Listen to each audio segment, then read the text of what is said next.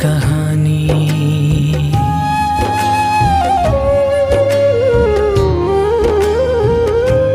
मैंने लिखी ये कहानी, मेरे जीवन की कहानी। यीशु तेरी कहानी, तेरे प्यार की कहानी। मैंने लिखी ये कहानी। यीशु मसीह के पावन नाम में आप सभी को अभिवादन।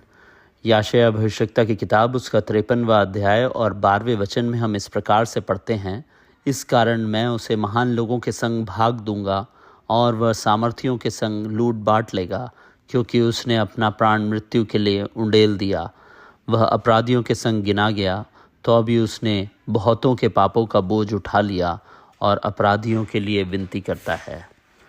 यहाँ पर मैं याशायाह जो भविष्यवक्ता है वह कह रहा है कि प्रभु यीशु मसीह अपराधियों के लिए विनती करने वाला परमेश्वर है। ऐसा कोई भी नहीं इस संसार में जो कि अपराधियों के लिए विनती करता हो, और जैसा कि उसके पहले भी लिखा हुआ है कि उसने अपना प्राण भी उनके लिए दे दिया और वह निरंतर उनके लिए विनती करता है। और इब्रानियों की पत्री, पवित्र शास्त्र बाइबल में इब्रानियों की पत्री उसका पहला अध्याय और उसके 3 वचन में हम इस प्रकार से पढ़ते हैं कि प्रभु यीशु मसीह उसकी महिमा का प्रकाश और उसके तत्व की छाप है, और सब वस्तुओं को अपनी सामर्थ के वचन से संभालता है।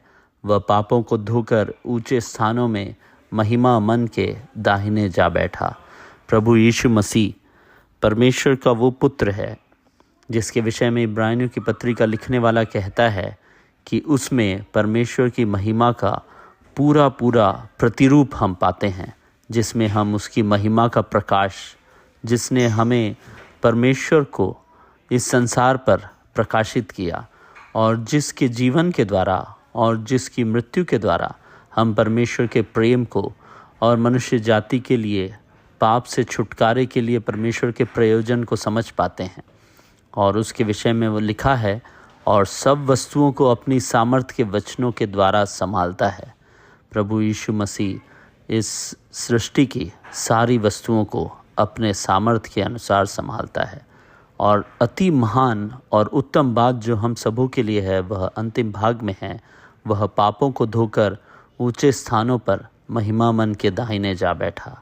एक कार्य जिसे पिता ने पुत्र को करने के लिए इस संसार में भेजा था, वह था मनुष्य के पापों को धोना। आज संसार में जब हम पापों से ग्रसित हैं, तो हमारे पापों से छुटकारे का एक ही मार्ग है, वो महिमा मन का प्रकाश हम पर प्रदर्शित करने वाला प्रभु यीशु मसीह, जिसने हमारे पापों को सदा के लिए कालवरी क्रूस पर अपने लहू के द्वारा धो करके हमें पवित्र ठहरा दिया, और उसके बाद वह महिमा मन के दाहिने जा बैठा। परमेश्वर इस पापों को धोने वाले प्रभु यीशु मसीह को पहचानने में आप सबकी सहायता करे, यही हमारी प्रार्थना है।